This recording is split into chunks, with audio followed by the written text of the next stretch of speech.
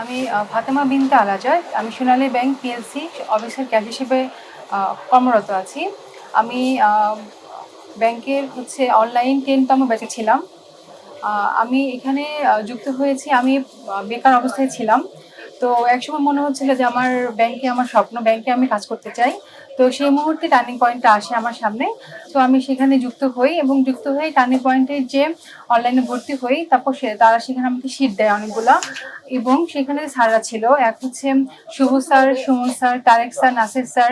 ওনারা আসলে যেভাবে করে পড়িয়েছিল, যেভাবে করে ম্যাথগুলো পড়িয়েছিল বা যেভাবে জিকেগুলো পড়িয়েছিল, সেগুলো আমার ব্যাংকের ওই মুহূর্তে আমার এমসিকিউ বলেন বা লিখিত বলেন, সবকিছুতে আমার খুবই সহায়ক ভূমিকা পালন করেছে। আর আমি অবশ্যই ধন্য যে আমি যেগুলো পড়েছিলাম বা স্যাররা যেভাবে করে সাজিয়েছিল সাজেশনটা, ঠিক সেভাবে করে কমন পেয়েছিলাম। তো আল্লাহর রহমতে পরীক্ষা আমার খুব ভালো হয়েছে। তো আমি ইনশাআল্লাহ প্রথমেই সোনালী ব্যাংকেই যুক্ত হতে পেরেছি। তো ওই জন্য ব্যাংকি টার্নিং পয়েন্টকে অসংখ্য ধন্যবাদ যে আমার এই ক্যারিয়ারে যুক্ত হতে পেরে। ধন্যবাদ। আসসালামু আলাইকুম। আমি তামান্না তাবাসসুম রাশনা। মূলত ব্যাংকিং সেক্টরে ক্যারিয়ার গড়াই আমার উদ্দেশ্য ছিল। তো 2023 সাল থেকে ব্যাংকিং প্রস্তুতি যখন শুরু করি, টার্নিং পয়েন্ট কোচিং এর আমি অনলাইন ব্যাচে ভর্তি হই। অনলাইন রিটেন ব্যাচ 1-এ ছিলাম আমি। তো আমার এখনো পর্যন্ত আল্লাহর মতে 3টা ব্যাংকে জব হয়েছে। অফিসার জেনারেল হিসেবে আমি ছিলাম বিডিপিএল বাংলাদেশ ডেভেলপমেন্ট ব্যাংকে, তারপরে হয় সোনালী ব্যাংক ক্যাশে, এবং বর্তমানে সিনিয়র অফিসার হিসেবে রাজশাহী কৃষি উন্নয়ন ব্যাংকে আমি রেকমেন্ডেড। তো এই দীর্ঘ পথ চলাই 2023 থেকে 2026 একটা লং টাইম। তো এই সময়টায় অনেক সাপোর্টের প্রয়োজন হয়, গাইডলাইনের প্রয়োজন হয়। টার্নিং পয়েন্ট আমাকে মোটামুটি সেই ধরনের গাইডলাইন দিতে সক্ষম হয়েছে। এই ব্যাচের আমি বিভিন্ন ধরনের পরীক্ষা দিতাম অনলাইন। আমি মূলত অনলাইন ব্যাচে ছিলাম, অফলাইনে ছিলাম না। এখানকার হলো গিয়ে শুভ স্যার, তারেক স্যার, ওনাদের ক্লাসগুলো দেখতাম। অনলাইন ওনাদের ব্যাচের যে বিভিন্ন শিটগুলো, সেগুলো স্টাডি করতাম। তো একটা প্রিপারেশন তৈরি করতে অনেক কিছুই লাগে। টার্নিং পয়েন্ট একটা ভালো একটা হেল্পিং জোন হিসেবে সেখানে মানে। আসসালামু আলাইকুম, আমি বেনিয়ামিন রোকন। আমি সাউথ ইস্ট ব্যাংকে কর্মরত আছি। আমি টার্নিং পয়েন্টের সাথে 2023 সাল থেকে যুক্ত আছি। টার্নিং পয়েন্টের প্রতিষ্ঠাতা নেসার বাতুন স্যারকে খুব মিস করি। লাইব্রেরি শেষে যখন স্যার খবর নিত, খুব ভালো লাগতো।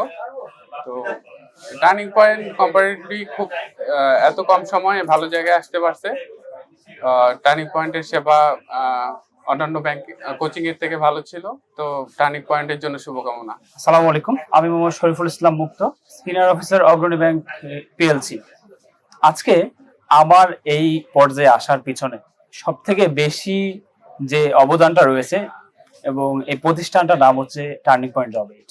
আমি যখন চাকরির প্রস্তুতি স্টাডি করে নাই, এমন একটা পর্যায়ে যখন আমার মনে হয়েছিল যে আমার এমন একটা প্রতিষ্ঠানের সঙ্গে যুক্ত হওয়া উচিত, যেখানে গিয়ে আমি আমার জীবনের যে ইচ্ছা এবং এবং আমার জীবনের যে গন্তব্য, ওই জায়গাতে পৌঁছাতে যেন আমি একটা হেল্পফুল কোনো গাইডলাইন পাই।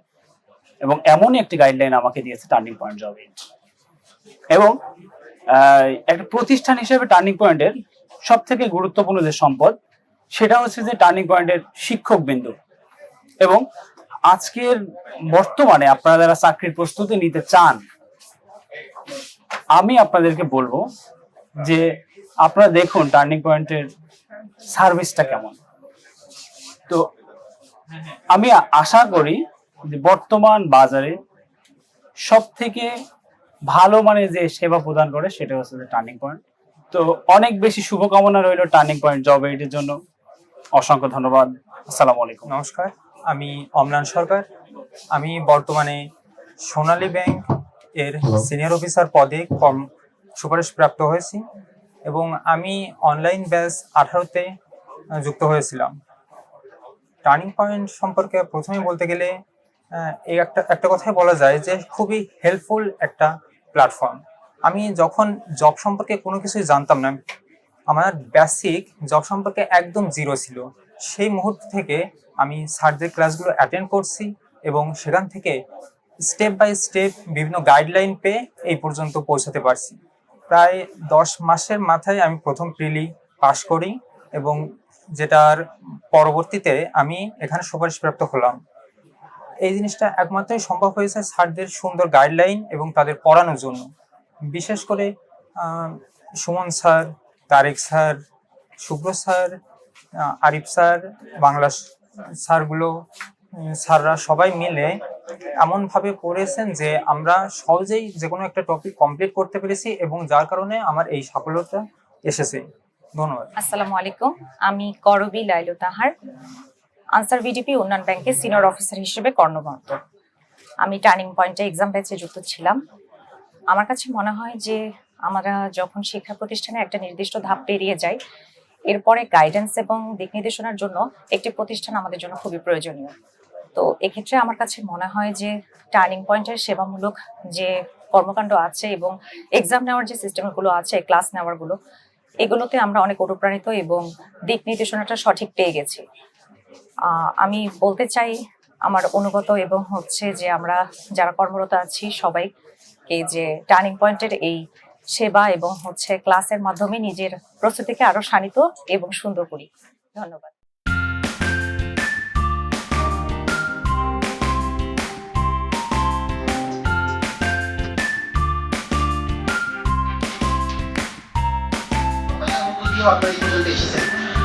আমরা সবাই সকল এখানে যারা আছি, যদি কেউ জব প্রত্যাশী থাকতো তাদেরকে ইন্সপায়ার করার জন্য হয়তো আপনাদের আরো কিছু কথাবার্তা শুনলে তারা ইন্সপায়ার হতো, সেখানে কাউকে ইন্সপিরেশনের কিছু নাই। তো তারপরে আমি জাস্ট আপনাদের 2-3 জনের থেকে 1-2 জন আসলেন, এসে একটু কথা বলা যে আপনাদের জার্নিটা কিভাবে হলো, কোন জায়গায় আপনারা একটু হতাশ হয়েছেন, সেটা কিভাবে নিজেকে রিনোভেট করেছেন, অল্প কয়েক মুহূর্ত নিজের অনুভূতি এক্সপ্রেস করা। আরেকটা কথা বলবো, দেখেন আমি চাই আমরা যখন ক্লাস নিয়ে আমি Tariq sir, Shuvo sir, Imran sir, Arif sir, আমরা সর্বাত্মক চেষ্টা করি যাতে আপনাদের স্বপ্ন করলে আমরা কিছুটা হেল্প করতে পারি। সেই সাথে সাথে আমরা কিন্তু এটাও প্রত্যাশা করি আমার প্রত্যেকটা স্টুডেন্ট যেন তার কর্পোরেট লাইফে লিড দেয়, কারণ আপনাকে কিন্তু এক একজন লিডার হয়ে আপনাদেরকে আবির্ভাব হইতে হবে। কারণ জব পাওয়ার পরে বিশ্বাস করেন এখন কোনো কম্পিটিশনই আপনারা ফেস করেন নাই, জব পাইছেন না, জব পাওয়ার পরে দেখবেন কম্পিটিশন কাকে বলে। সো প্রত্যেকটা প্রমোশনে আপনাকে কম্পিটিশন ফেস করতে হবে, প্রত্যেকটা ফেজে আপনাকে কম্পিটিশন ফেস করতে হবে। সো আমি যেটা চাই, আমি যেখানে আমি ওই সময় কথা মনে চাই, আমি জানার সুযোগ থেকে বাড়ি করে প্রাইমারি এক্সাম ছিল, আমার মায়ের সাথে কথা হতো না, আমি রান্নাঘরে বই পড়তাম, আমি খাতাম পানি পড়তো, বইগুলো ভিজে যেত। আমার এমন কাউ সময় গেছে একটা সময়, এই ভাঙা মন নিয়ে ভাড়া হৃদয় নিয়ে জুলাইয়ের 5 তারিখে ক্যাশে রিটার্ন দিলাম, দেন আমি টার্নিং পয়েন্টে আসলাম। এদিকে বিডি তখন রিটার্ন পরীক্ষা দেওয়া গেছে, সম্পূর্ণভাবে রেজাল্ট। হ্যাঁ, ওই সময়টা ভাইরাল প্রস্তুতি নিয়ে আমি দেওয়ার জন্য এবং প্রস্তুতি নেওয়ার জন্য এখানে এসেছিলাম। তো একদম ভাঙা একটা মানুষ এসে টার্নিং পয়েন্টে বসতাম, আমাকে যারা একদম চেনে আমি পরিস্থিতি দেখতে পাচ্ছি কি পরিমাণ ফ্রাস্ট্রেশন কাজ করতো। দেন সুমন স্যারের ক্লাস করা, নাদিম স্যারের সাথে কথা বলা, এই মানুষগুলো আমাকে জাস্ট তৈরি করলো দেখলাম। অন্যান্য মানুষ অন্যান্য কোচিং পড়ায়, আমি রাজশাহী বিশ্ববিদ্যালয়ে মাস্টার্স করছি, তার আগে আমি কোচিং বিশ্ববিদ্যালয়ে কোচিং করছি, বিভিন্ন কোচিং করেছি, কিন্তু এগুলো জাস্ট পড়াইছে আমাকে। কিন্তু একটা মেন্টাল মানুষ তৈরি করা, যে একটা সুন্দর মানসিকভাবে শক্তিশালী হওয়ার যে জায়গাটা, আমার কাছে মনে হয়েছে টার্নিং পয়েন্ট। মানুষকে গড়ে দেওয়ার জন্য টার্নিং পয়েন্ট শুধু চাকরি খেতে না, ওই 6টা মাস আমি কি পরিমাণ স্ট্রাগল করছি, যা যা করতে বলছে সেটা করছি, তাই করা, যে একটা মানুষ হিসেবে গড়ে তুলতে হবে। জাস্ট শুধু চাকরি পাওয়াটা না সফলতা, ব্যাংকের চাকরি দেখলাম আমি আমার 20 ফেব্রুয়ারি গেছি, 8 মার্চ লন্ডনে ফিল করে 18 দিন জীবন দিয়ে পড়ছি। তারপর রিটেল ওই রকম কিভাবে সামনে বসবো, নাদিম স্যার আমার তাই কিভাবে মানতে হবে, অনেক কিভাবে কোনটা করবো সেটা বলে দিছে পরীক্ষার আগে। একটা মানুষকে কিভাবে একটা মানুষ গড়ে তোলে, এই ছাত্রদের সাথে না আসলে আমি আসলে বুঝতে পারতাম না। তো আপনারা সবাই আমার থেকে অনেক বেটার, আমি ডিপার্টমেন্টের সবচেয়ে নর্মাল, আমার থেকে একজন পরে ছিল, আমার তো একটু মনে আছে। তারপরে সেই মানুষটা আমি 2টা চাকরি পাইছি, আরো 2টা প্রাইভেট চাকরি পাইছি। তো মানুষ চেষ্টা করতে পারে, এটা আমি দেখছি। কিন্তু এইভাবে আসলে শেষ চেষ্টা করতে হবে। আমি 11 বছর সেশনে আমি ওরা এখানে সবাই থেকে সিনিয়র মেবি, তো শেষ পর্যন্ত ট্রাই করে গেছি যে না কিছু একটা হতে হবে। এবং সেই ট্রাইটার পেছনে এই ছাত্রের মেন্টাল যে শক্তি, মানসিক যে সাহসটা ছিল, সেই সাহসটা অসাধারণ ছিল। আমি ছাত্রের প্রতি অনেক কৃতজ্ঞ। আমি প্রথম 2বার মিস করছি অনেকভাবে, এবার মিস করতে চাইনি। তো আমি ধন্যবাদ থাকে, আমার উপর দোয়া রাখবেন। ঠিক আছে, এগুলো আমি আমি স্প্রেড করতে পারি। কারণ আমার বিশ্বাস যেটা আমার কাছে সবচেয়ে বড় ইবাদত, আমি নিজেও যেহেতু একটু লোয়ার মিডল ক্লাস ফ্যামিলি থেকে এসেছি, আমি জানি একটা পরিবার থেকে যদি একটা চাকরি এনশিওর হয়, যদি ফাইন্যান্সিয়াল একটা সিকিউরিটি এনশিওর করা যায়, ওই পরিবার কিভাবে কামব্যাক করে, এটা যারা একটু মানে মরিবান্ড সিচুয়েশন থেকে না আসছে এটা তারা রিয়ালাইজ করতে পারবেন না। এই জন্য আমরা ক্লাসে চেষ্টা করি সর্বাত্মক ভাবে যাতে আপনাদের স্বপ্ন, বিশ্বাস করেন আপনাদেরকে যখন পড়াই, আপনাদের সাথে যখন কথা বলি, একদম আমি আপনাদের দেখি না, আমি আপনাদের প্রত্যেকের সাথে যখন কথা বলি আমি আমার নিজের বাবা মায়ের ফেসটা দেখি, আমি আমার নিজের বোনের ফেসটা দেখি, আমি যখন আপনাদের সাথে কথা বলি। কারণ আমি ফিল করি যদি আমি এই ছেলেটাকে চাকরি পাওয়ানোর ক্ষেত্রে বা আমার পরিবার টার্নিং পয়েন্ট জবে, আমি শুভ্র স্যার, তারেক স্যার, আমাদের নিজান স্যার, আমাদের নারিদ স্যার, আমাদের সবার না হৃদয় একদম একই সুতোয় গাঁথা, আমরা সবসময় একই কথা বলি দেখবেন। সো আমরা প্রত্যেকে এই ফিলটা করি যে ইনার চাকরি মানে বোধহয় আমার বাবা মা শান্তি পাচ্ছে, দ্যাট মিন্স আপনার বাবা মা শান্তি পাচ্ছে। এটা ছাড়া আমি মনে করি অনেকের অনেক সম্পত্তি থাকতে পারে, কিন্তু আমি অনেককে দেখেছি ক্রাইসিস, আইডেন্টিটি ক্রাইসিসের মতো ক্রাইসিস আর নাই। সেই জন্যই টার্নিং পয়েন্ট জবে চেষ্টা করে, প্রত্যেকের লিমিটেশন আমি বারবার বলি, আমাদের টার্নিং পয়েন্ট জবে পরিবারেরও লিমিটেশন আছে, কিন্তু সেই অল্প যতটুকু আল্লাহ রিসোর্স আমাদেরকে দিয়েছে, ক্যাপাবিলিটি আমাদেরকে দিয়েছে, এইটুকু আমরা সর্বাত্মক এটা আমরা অ্যাপ্লাই করার চেষ্টা করি। তো আপনাদেরকে বলবো আজ থেকে আপনারা প্রত্যেকেই সফল, আপনারা প্রত্যেকেই জানেন অ্যাকচুয়ালি আমরা বেশ আগে জব পেয়েছি, আমরাও কিছুদিন আগেই কিন্তু 8-10 বছর আগে আপনাদের ওখানেই ছিলাম। তো আজকে আমরা সামনে এসে দাঁড়াইছি, আমাদের কথা কেউ শোনে দুই একজন। তো ঠিক একই ভাবে আজকে আপনারা জব পেয়েছেন না ভাই, আপনাদের কথাও কিন্তু মানুষ শুনবে। এই জন্য আমি আপনাদের কাছে অনুরোধ করবো, যখন আপনারা কোন স্টুডেন্টকে দেখবেন ভাই, আজ থেকে আপনারা চেষ্টা করবেন তাকে একটা সৎ সাজেশন দেওয়ার। বিশ্বাস করেন আমায় যখন আমি যেটা এখন ব্রাঞ্চ ম্যানেজার হিসাবে আছি, অসংখ্য মানুষ আমার এখানে আসে, আমি কিন্তু জিজ্ঞেস করি আপনার সন্তান কি, আপনার এটা, আমি যখন রিক্সাতে যাই আমি জিজ্ঞেস করি আপনার রিক্সার কি অবস্থা, আপনার পরিবারের কয়জন ভাই, সব টাকা আয় করেন, দিন 900 টাকা আয় করেন, 100 টাকা করে সেভিংস করেন, এত টাকা হবে আপনাদের। এগুলো আমি বলি কেন, আমি মনে করি this is my social responsibility, এটা আমার দায়িত্ব মানুষ হিসাবে। সেই জন্য আমি আপনাদের কাছে অনুরোধ থাকবে যে আপনারাও এই সফলতার পিছনে আপনারা কিভাবে আজকে সফল হতে পারছেন, সবচেয়ে বড় ব্যাপার কনসিস্টেন্সি। ভাই মনে করেন তো কতবার মন ভেঙে গেছে, কতবার মনে হয়েছে আমার পক্ষে জব করা সম্ভব না, কিন্তু আপনারা ফাইনালি আবার পরের দিন সকালবেলা বাবা মায়ের কথা চিন্তা করে, নিজের ক্যারিয়ারের কথা চিন্তা করে আবার নিজেকে ইনোভেট করেছেন। এই গল্পগুলো আপনারা দয়া করে আপনাদের যারা জব প্রত্যাশী তাদেরকে বলবেন।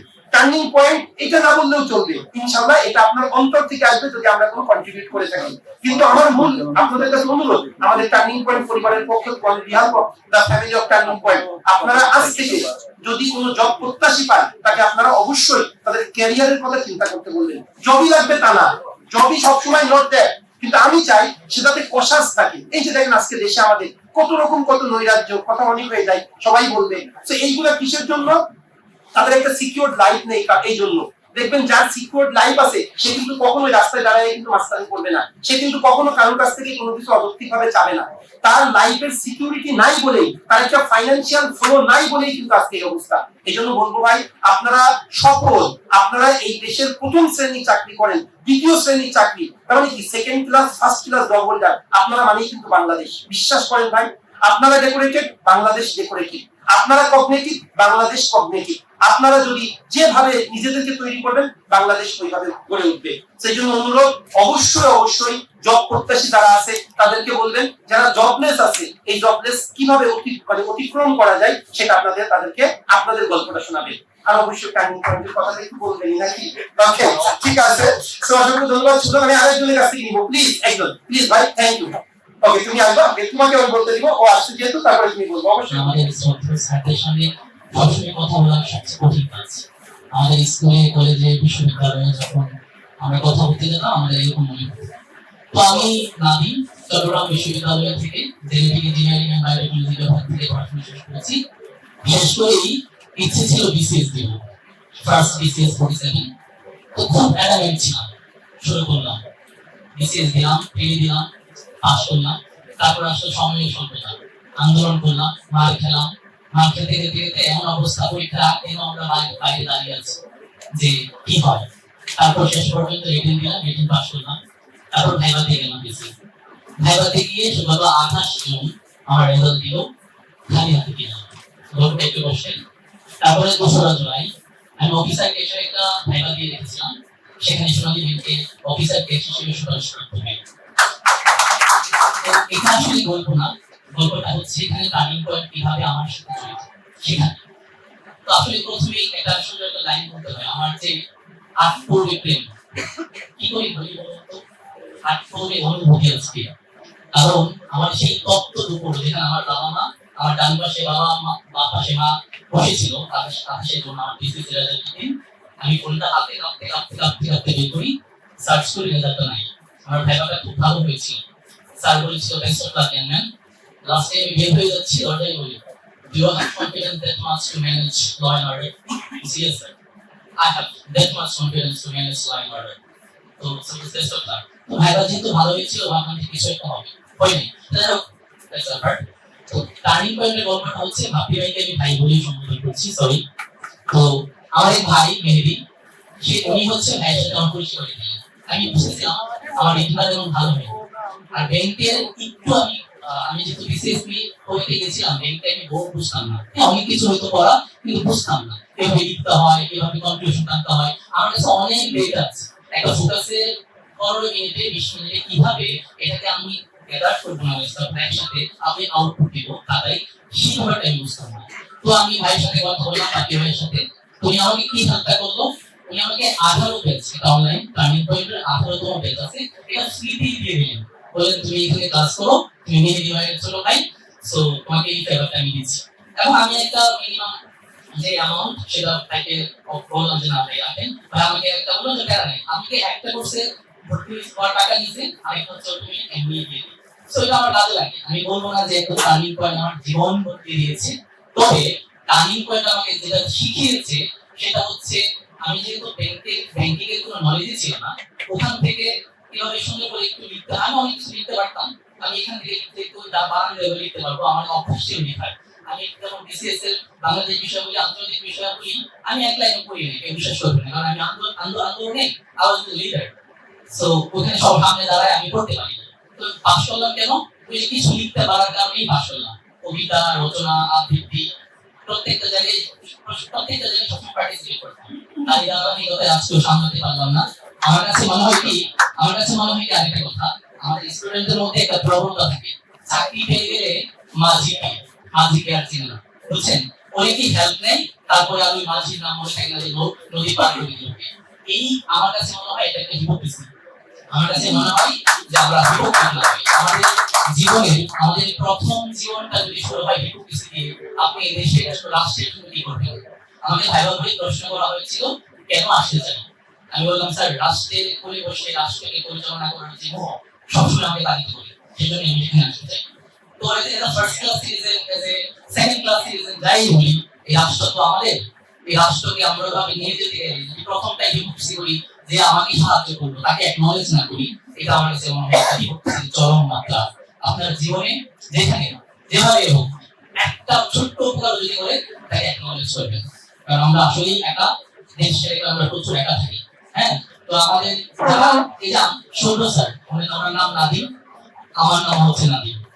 তো আমি স্যারকে যখন প্রথম দেখি, আরেকটা কথা বলি, আমি আসলে এখানে ইন্সপায়ারেশন করার মতো কিছু নাই, আমি আরেকটা কথা বলবো, এটা এই কথাটা ইম্পর্টেন্ট কেউ জানেন, আমরা অনেকে চাকরি পেয়ে গেছি, ধরেন আজকে যদি আমি একটা কোর্স লঞ্চ করি আর ছোট স্যার একটা ক্লাসে ম্যাথ পড়াই, আকাশ পাতাল পার্থক্য হবে।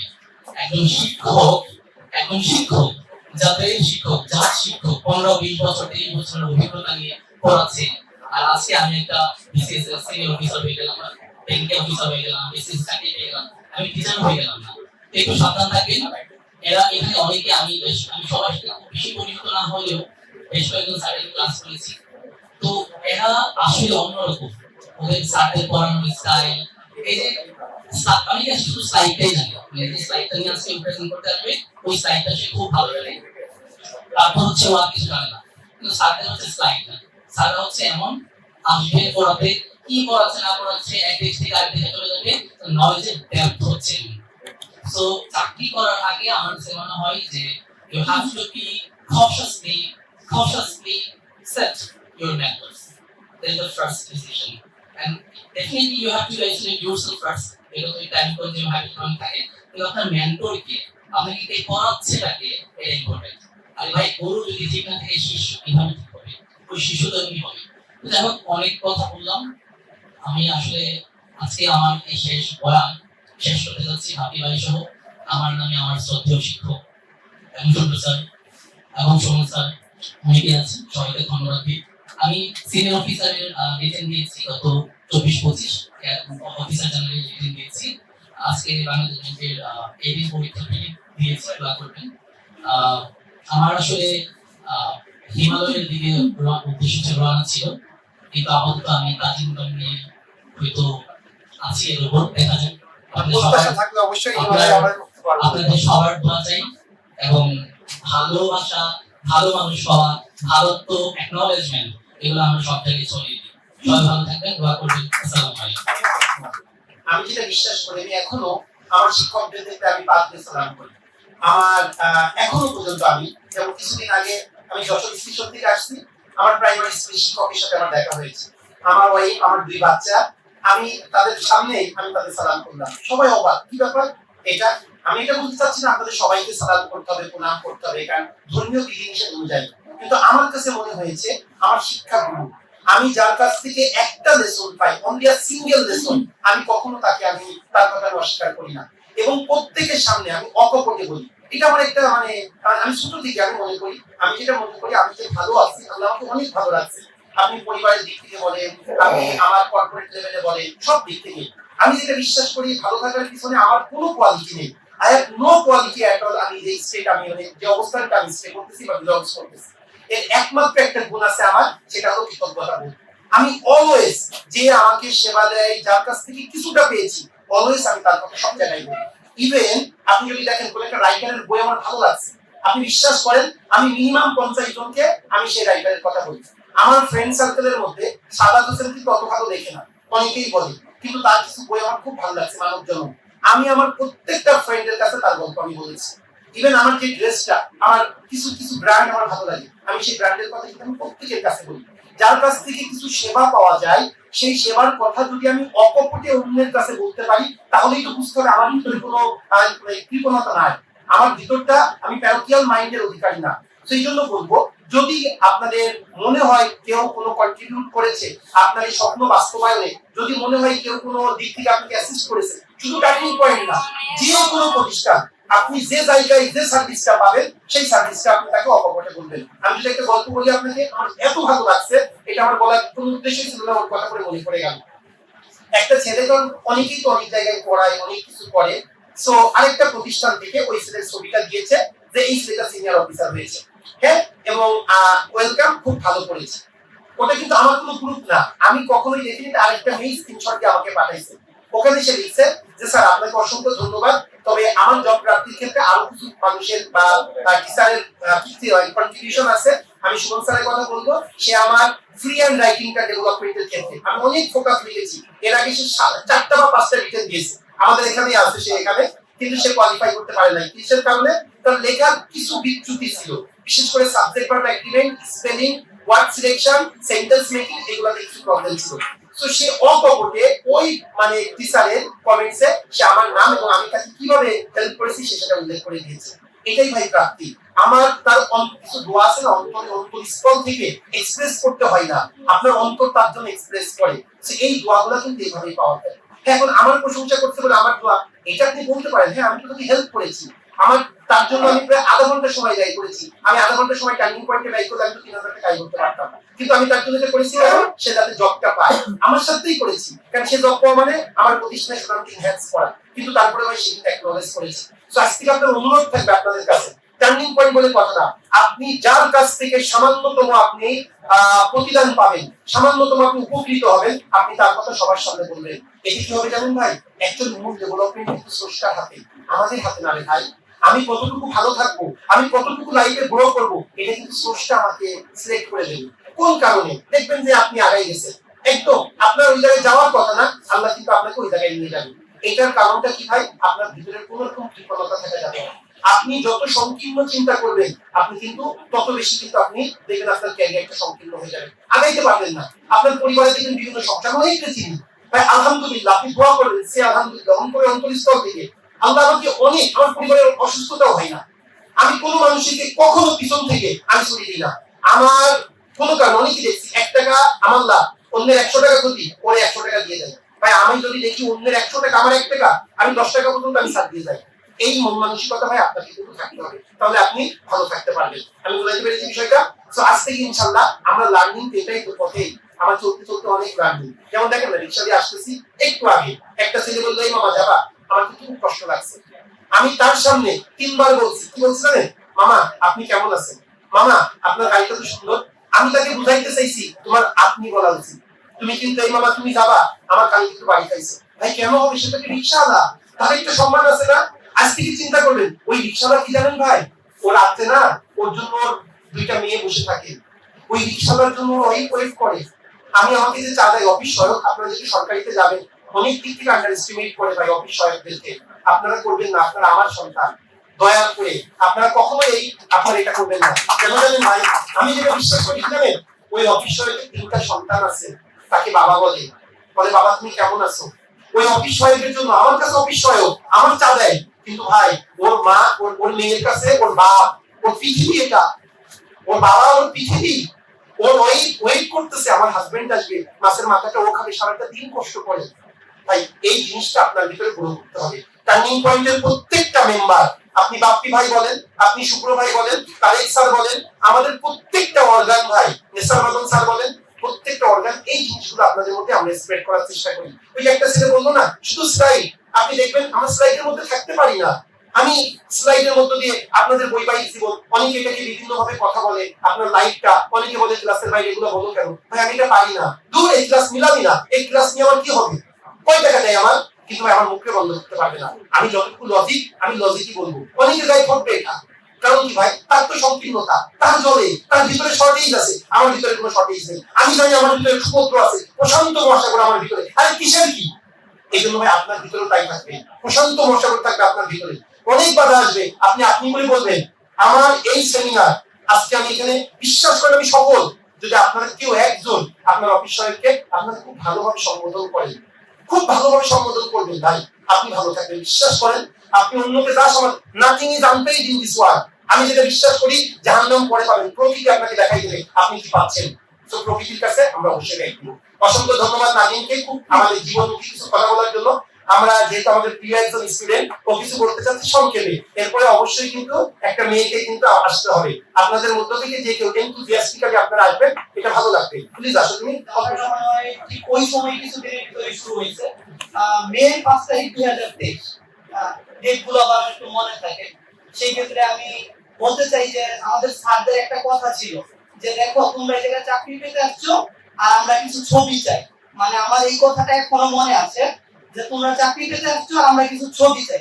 তো আমার মনে হয়েছিল স্যাররা আসলে ছবি চাই বলতে বুঝাইছে যে আমার পরিবারটা ভালো থাকবে আর স্যারের প্রতিষ্ঠানটা ভালো থাকবে, এই জন্য আমাদের যৌথভাবে একটা কাজ করতে হবে। তো সেই ইচ্ছে অনুযায়ী আমি নিজে আমার কিছু কাজ করি। আর এই ক্ষেত্রে আমি 2টা স্পেশাল কথা বলতে চাই, সেটা হচ্ছে যে আমি যখন টার্নিং পয়েন্টে আসি আমার ম্যাথের কিছু উইকনেস ছিল, মানে এত উইকনেস ছিল যে আমি ম্যাথ করতে গেলে আমার বাইরে যা হাত কাঁপতো, এরকম যে মনে হয়তো আমি ম্যাথটা মনে হয় পারবো না। তো একটা টার্গেট ছিল যে ব্যাংকে একটু ইংলিশের একটা প্রেফারেন্স আছে, আর আমার ওই সাইডটা একটু ভালো, আমি ম্যাথটা কভার করতে পারলে আমি ব্যাংকে চাকরি পাবো। তো আমি যখন টার্নিং পয়েন্টে আসি, টার্নিং পয়েন্টের একটা স্পেশাল ফিচারস এর কথা আপনাদেরকে একটু স্মরণ করাই যে আপনারা যারা স্টুডেন্টরা জানেন, সুব্রতা এবং সুমন স্যার আমাদের স্পেশাল যে ক্লাসটা নিতেন, আমি হয়তো আমার নিজের ক্লাস মিস করেছি কিনা আমি জানি না, কিন্তু আমি স্যারদের ওই ক্লাসটা কোনোদিনও মিস করি নাই। আমার নিজের ক্যারিয়ার মানে ঠিক রাখার জন্য হয়তো স্যারদের ওই কন্ট্রিবিউশন আছে, ওইটার জন্য হয়তো আমি স্যারকে পে করি নাই বা টাকা দেই নাই। আজকে সেই ক্ষেত্রে আমার মনে হয় যে অন্তত ন্যূনতম যে কৃতজ্ঞতা বোধটা সেটা আসলে স্বীকার করা উচিত। এবং আমার এই জার্নিতে আমি একজন ইউনিভার্সিটিতে একটু পড়ুয়া টাইপের স্টুডেন্ট ছিলাম, এই যে আমার ফ্রেন্ডরা আছে জানে আমি আমার পড়াশোনা শুরু করতে পারিনি। 2023 সালের মার্চে আমার জব প্রিপারেশনটা শুরু হয় ঢাকা থেকে এসে, এবং আমি আমার যতটুকু মনে আছে টার্নিং পয়েন্ট তার মানে জার্নিটা ওই মেতেই শুরু করে বা মেয়ের কিছু আগে শুরু করে। তো সেই জায়গা থেকে আমি এখন বাংলাদেশের একটা ব্যাংক যার নাম আমরা সবাই জানি সোনালী ব্যাংক, সেই জায়গায় আমাকে পৌঁছে দেওয়ার জন্য Suman sir, Tarek sir, Shubhra sir এবং নেসার স্যার আমাদেরকে যে ইন্সপিরেশনটা দিত, স্যারের জন্য স্পেশাল থ্যাঙ্কস আছে। আর আমি কি বলবো যে আমার এই জার্নিতে অনেক কথা বলে যে কোচিং সেন্টারে কথা বলা বা বিভিন্ন কিছু নিয়ে বিভিন্ন কথা বলে, সেই ক্ষেত্রে আমি মনে করি যে টার্নিং পয়েন্টের জন্য আমার উইলিংলি আমার কিছু বলা উচিত ছিল, সেটা আমি বলছি। I am so much grateful, I want to be here. Thank you so much sir, Tariq sir, Shubhra sir, thank you. এটা জব করার আগে তো এখানে হচ্ছে আমি ভালো লাগতো না আমার জবটা। তো আমি শেষ পর্যন্ত ব্যাংকে জব করার জন্য আমি জব পেয়েছি। যে আমার বয়সে শেষ, আমার মাত্র 21 ইয়ার বেজে 3টা পরীক্ষা ছিল, এসে ছিল ওজি আর ক্যাশ। তো আল্লাহ নাম করে ছেড়ে দিলাম আর টার্নিং পয়েন্টটাকে ধরে নিলাম, যেটা আমার লাস্ট টার্নিং পয়েন্ট হবে ইনশাআল্লাহ। চাকরি পেতেই হবে। আর আমি আগরতলার কাছে একটা কানেকশন করেছিলাম, যারা আমাকে একটা পদ দেখাও, যেহেতু আমি একটা চাকরি ছেড়ে দিলাম সরকারি চাকরি, তো আমাকে ব্যাংকার হতেই হবে, তুমি তো আমার সাথে থাকো। আর আমি কিভাবে যাবো, কোথায় যাবো, তুমি পদ দেখাও। যে তাদের মধ্যে সেই সময় টার্নিং পয়েন্ট আমার সামনে আসে। আর সেখানে বাপি ভাইয়ের কথা না বললেই নয়, বাপি ভাই আগে থেকে চিনি, যথেষ্ট পরিমাণ সাপোর্টে। তো ওনার উপর আমার মানে যথেষ্ট পরিমাণ ভরসা ছিল যে আমি অত কিছু একটা পাবো। তো যাক, ওই চাকরি ছেড়ে দিয়ে আমি পড়াশোনা করলাম। তো আমি এসব পরীক্ষা ছিল প্রথমে ছেড়ে দেওয়ার পর। তো যাক, এসবে আমার আসলো না, তো কষ্ট পেয়েছিলাম। তো তারপরে আমি লেগেছিলাম যে লাস্ট পর্যন্ত অন্তত যেন ক্যাশ হলেও হয়। তো যাক, আল্লাহর রহমতে যথেষ্ট পরিমাণ পরিশ্রম করলাম 6 মাস। তো এখানে যখন আমি অনলাইনে ভর্তি হই, অনলাইনে ভর্তি হওয়ার সময় শুভ স্যার, তারপর হচ্ছে Tarek sir, Nasir sir, Suman sir, ওনাদের আমি ক্লাস করি। তো ক্লাস আমার ভালো লাগে। তো মাঝে আমি বলেছিলাম যে আমি ম্যাথ আর ইংলিশটা একটু অফলাইনে করতে চাই। তো অবশ্যই সুযোগটা পেয়ে যাচ্ছি, সেটা ছিলই। তো আমি শুভ স্যারের হচ্ছে ম্যাথ, সুমন স্যারের ইংলিশের যে আর্গুমেন্ট, সিস্টেম, এগুলো আমি খুবই মুগ্ধ হয়েছিলাম যে আমি যদি এগুলোই ফলো করি আশা করি আমি পারবো। তো আল্লাহর রহমতে যাক, রিলেটটা হলো। তো আমি যে ম্যাথগুলো করেছিলাম 5টা ম্যাথ, শুভ স্যারের দেওয়া 5টা ম্যাথ আমার কমন আসে। আর আর্গুমেন্ট লিখিত পরীক্ষা দেওয়ার আগে আর্গুমেন্ট ক্লাস ছিল, ফোকাস ক্লাস ছিল, আমি কনফিডেন্ট আসছিলাম। তো যেভাবে করে সুমন স্যার আর্গুমেন্টের সিস্টেমে শিখিয়েছিল, সেভাবে করে আমি দিয়ে আসছি। আলহামদুলিল্লাহ আমি প্রত্যেক আনসারকে ভালো করে দিয়ে আসতে পারছি এবং প্রতিটাই কমন। পরীক্ষা দিয়ে আমি বুঝছি আমি চাকরি পাবো। আমি আমার আসতে পারি না, কিন্তু আমি আমার ফ্রেন্ড, আমার হাজবেন্ডকে বলেছিলাম, হাজবেন্ড দাঁড়িয়ে ছিল পরীক্ষা হলে। তো আমি বের হয়ে বলেছিলাম যে আমি চাকরি পাবো, কারণ শুভ স্যারের অঙ্ক দেওয়া, তারপর সুমন স্যারের ইংলিশের দেখাগুলো এবং তারেক স্যারের ম্যাথ ছিল, আমি সেগুলো সব কমন পেয়েছি। আমার টেনশন আমার এটা আসবে। তো যাক, পরে অনেক দিন পরে 6-7 মাস পরে রেজাল্ট দিল, টিভি আসলো, তারপর লিখিতেও আসলো। লিখিত রেজাল্ট 1 বছর পরে গেছে, একটা দীর্ঘ একটা লং টাইম। তো 1 বছর মধ্যে আমি হতাশ ছিলাম যে আমি একটা কি করবো যদি আমার ব্যাংকে না আসে। তো তখন আমি আরেকটা জব শুরু করি। তো যাক, জব করতে করতে আমার ব্যাংকের রেজাল্টটা আসলো। তো আলহামদুলিল্লাহ যে আমি টার্নিং পয়েন্ট যেভাবে করে স্বপ্ন দেখেছিলাম যে আমি একটা জব ছেড়ে দিয়ে, একটা গভর্নমেন্ট জব ছেড়ে দিয়ে আমি ব্যাংকার হওয়ার জন্য যে রিস্ক নিয়েছিলাম, তো এটা আসলে রিস্ক নিয়েছিলাম সেরকম ভাবে যে আমাকে হতেই হবে। পরিশ্রমটাও সেভাবে করে আমি করেছি। তো এই জন্যই আমার টার্নিং পয়েন্ট আমার সবসময় ভালোবাসা থাকবে, সবসময় কৃতজ্ঞ করে থাকবে। তো আমি প্রতিদিনই দেখলাম যে সংগঠনে দেওয়া হবে। তো আমি অনেকবার অ্যাপ্লাই করার চেষ্টা করছি, কোনোভাবে হচ্ছিল না। পর আপনাকে মেসেজ দিয়েছি, টার্নিং পয়েন্টে মেসেজ দিয়েছি, আমার সংগঠনে একদম। আমি সুফিয়া আলম সাকিরা, আমি সোনালী ব্যাংক সিনিয়র অফিসার 2023 সুপারিশপ্রাপ্ত হয়েছি এবং অফিসার জেনারেল সোনালী ব্যাংকে সুপারিশপ্রাপ্ত হয়েছি। আমি অনলাইন ব্যাচ এর সাথে যুক্ত ছিলাম। ব্যাংকের প্রিপারেশন ক্ষেত্রে সাধারণত ইংলিশ এবং ম্যাথের সবাই অনেক পিছিয়ে থাকে। তো এই দুটি ক্লাস ইংলিশ এবং ম্যাথের প্রিপারেশনের ক্ষেত্রে অনেক বেশি সাহায্য করছে টার্নিং পয়েন্ট। তাই আমি আমার সাফল্য টার্নিং পয়েন্টকে ডেডিকেট করছি এবং অবশ্যই আমার ফ্যামিলিকে ডেডিকেট করছি। Thank you. আসসালামু আলাইকুম, আমি শারমিন তনুজা। আমি সিনিয়র অফিসার হিসেবে অগ্রণী ব্যাংক পিএলসিতে যোগদান করেছি। আমি 22 সাল ভিত্তিক মডেল টেস্ট ব্যাচে টার্নিং পয়েন্টের সঙ্গে যুক্ত ছিলাম। টার্নিং পয়েন্টের সব ধরনের ক্লাস, তারপর হচ্ছে শিক্ষকদের তত্ত্বাবধান খুবই ভালো, সবকিছুতেই তারা খুবই যত্নের সাথে শিখান। তবে টার্নিং পয়েন্টের একটি বিশেষ বৈশিষ্ট্য হচ্ছে তাদের ইউনিক লাইব্রেরি সার্ভিস। তাদের হচ্ছে এসি নন এসি যে লাইব্রেরি আছে, আমি এই সার্ভিসটা গ্রহণ করেছিলাম এবং মিরপুর 10-এ এটা আমাকে খুবই হেল্প করেছিল, কারণ হচ্ছে যে এখানে পড়ার মতো পরিবেশ অন্য জায়গায় খুব একটা নেই। তো ইউনিক লাইব্রেরিতে পড়াশোনা করার জন্য খুবই ভালো ব্যবস্থা আছে, আমি এটা সবাইকে সাজেস্ট করবো। এবং টার্নিং পয়েন্টের গাইডলাইনের জন্য তাদেরকে ধন্যবাদ, তাদের আগামী পথ চলার জন্য শুভকামনা। আমি বাংলাদেশ কৃষি ব্যাংকের অফিসার ক্যাশ হিসাবে 2022 সালে সুপারিশপ্রাপ্ত। আমার জার্নিটা শুরু হয় টার্নিং পয়েন্টের সাথে। গ্র্যাজুয়েশনের পর আমি টার্নিং পয়েন্টের অনলাইন ব্যাচ 03-তে ভর্তি হই। যেহেতু রিসেন্টলি গ্র্যাজুয়েশন কমপ্লিট করেছি, তখন আমার আসলে কোনো দিক নির্দেশনা ছিল না যে কোন সাবজেক্ট কিভাবে পড়তে হয় বা কিভাবে শুরু করতে হয়। বন্ধু বান্ধবীদের মাধ্যমে আমি টার্নিং পয়েন্টের কথা জানতে পারি এবং এখানে অনলাইন ব্যাচ 3 ভর্তি হই। প্রথমেই ভর্তি হওয়ার পর স্যারা খুব সুন্দর করে সাজেশন দেয় এবং আমাদের জন্য শীট পাঠায়, যেগুলো অনেক বেশি ইংরেজ ছিল। তার পাশাপাশি মাস্টার ব্যাচ এবং নিউজ পেপারের যে ক্লাসগুলো হতো, এগুলোতে আমি অনেক বেশি মানে স্যারদের থেকে অনেক সাহায্য পেয়েছি। তো আমি সাজেস্ট করবো যারা নেক্সট জবের প্রিপারেশনের ব্যাংকিং মধ্যে আসতে চাচ্ছে, তারা যেন অবশ্যই টার্নিং পয়েন্টে একবার হলেও ট্রাই করে।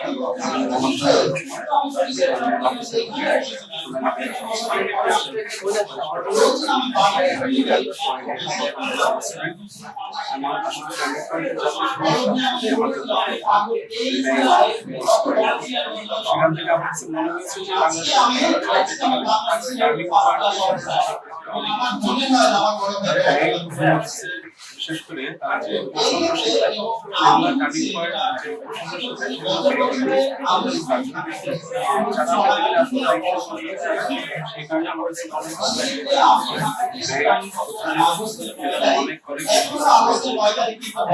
আসসালামু আলাইকুম, আমি দেবব্রত বালা, সোনালী ব্যাংক পিএলসি রিকমান্ডেড।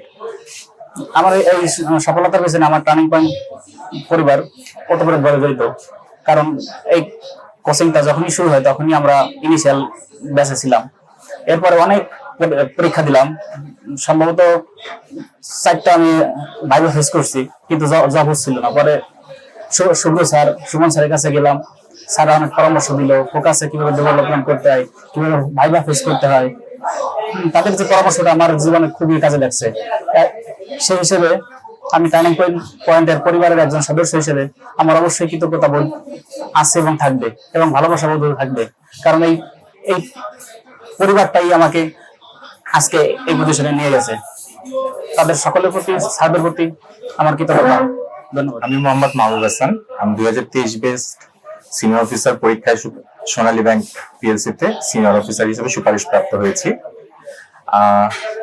আমার এই কাঙ্ক্ষিত লক্ষ্য অর্জনের পিছনে প্রথমেই আমার বাবা মাকে ধন্যবাদ জানাই, এবং আমার পরিশ্রমের সাথে আমাকে যে কোচিংটি আমাকে সাহায্য করেছে টার্নিং পয়েন্ট, তার প্রপার গাইডলাইন এবং দক্ষ টিচার প্যানেলের জন্য আমি আমার কাঙ্ক্ষিত লক্ষ্য অর্জনে পৌঁছাতে আরো সহজ হয়েছে।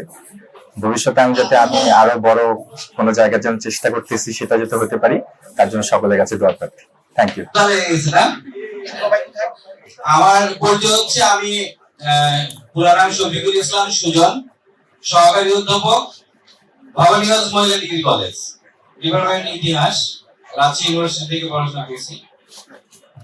আর আমি আসলে কোচিং এর বিষয়টা হলো দীর্ঘদিন ইউসিসির সঙ্গে জড়িত ছিলাম, 22 বছর ইউসিসির সঙ্গে ছিলাম, 1 বছর টার্নিং পয়েন্ট থেকে আছে। আচ্ছা, উত্তরাঞ্চল রাজশাহী কে আছে একটু কি হাত তোলা যাবে? রাজশাহী মানে উত্তরাঞ্চল, নদীর ওই পাশ, আমার নদীর। আচ্ছা, ধন্যবাদ। মানে অনেকে আছেন। আসলে এখানে দুইটা উদ্দেশ্যে আসা, যে সব স্যারদেরকে পাওয়া যায় না। আমার ওখানে সব স্যারেরাই কিন্তু ক্লাস নিতে যায়, মানে টার্নিং পয়েন্ট যেহেতু অফলাইন দুইটা, এই কারণে ঢাকাও যেমন রাজশাহীও তেমন, তারা সেই চোখে দেখে। আমি জাস্ট ওখানকার দায়িত্বে আছি, কোনো কিছু নেই। তো সব স্যারদের সঙ্গে দেখা হবে। আর এই আমাদের টার্নিং পয়েন্ট যে সাফল্যের যারা অংশীদার, যারা সফলতা অর্জন করে, তাদের একজন দেখার জন্য ছুটে আসে। আমি সকালে এই 1:30টার সময় ট্রেন নামছি, নামাজ পড়ে এখানে চলে আসছি। আপনাদের আসলে সময় নষ্ট করছি না, খোঁজা লেগে গেছে বোঝা যাচ্ছে। আপনাদের সকলের উত্তরোত্তর আরো সাফল্য কামনা করছি। আপনারা অ্যাকচুয়ালি একটা কথাই বলবো, আপনারা যেভাবে হোক টার্নিং পয়েন্টের সঙ্গে জড়িত আছেন, আপনারা যেখানেই যাবেন সেখানে টার্নিং পয়েন্টের সুনামটা ধরে রাখবেন। আসলে জিজ্ঞেস করে, তো অনেকে জিজ্ঞেস করে যে কোথায় কি করছেন, এই করছেন। একটা প্রতিষ্ঠানের সঙ্গে যেহেতু আপনারা ছিলেন, সেটা যেন আরো ভালো হয়। আর আপনার আরেকটা লাস্ট কথা, যেটা হলো রাজশাহীতে যাদের পোস্টিং হবে যে কোনো ব্রাঞ্চে, আমার ব্রাঞ্চে চা খাওয়া দাওয়া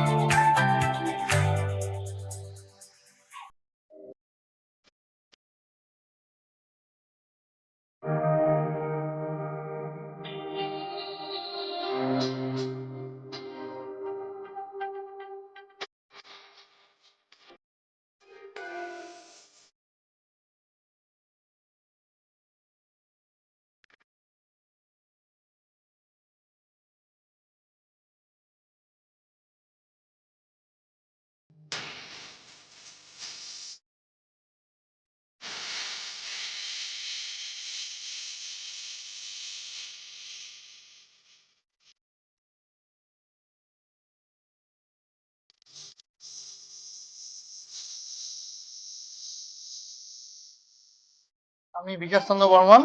আমি টার্নিং পয়েন্ট অনলাইন ১৬তম ব্যাচের স্টুডেন্ট ছিলাম। আমি টার্নিং পয়েন্ট প্রতিটি class, lecture sheet, weekly exam, subjective exam এগুলোতে আমি উত্তীর্ণ হয়েছিলাম সুন্দরভাবে। আমি অংশগ্রহণ করেছি নিয়মিত এবং আমি সোনালী ব্যাংকে সুপারিশপ্রাপ্ত হয়েছি সিনিয়র অফিসার হিসেবে। আমি টার্নিং পয়েন্টের উত্তরোত্তর সাফল্য কামনা করি। আসসালামু আলাইকুম, আমি মোহাম্মদ আকিনুজ্জামান, অগ্রণী ব্যাংক পিএলসিতে ক্যাশ অফিসার হিসেবে রিকমেন্ডেড। আমার এই সফলতার পেছনে আমি টার্নিং পয়েন্ট এবং টার্নিং পয়েন্টের শিক্ষকদের প্রতি জানাই অসংখ্য কৃতজ্ঞতা। আমি টার্নিং পয়েন্টে অনলাইন 18তম ব্যাচের স্টুডেন্ট ছিলাম।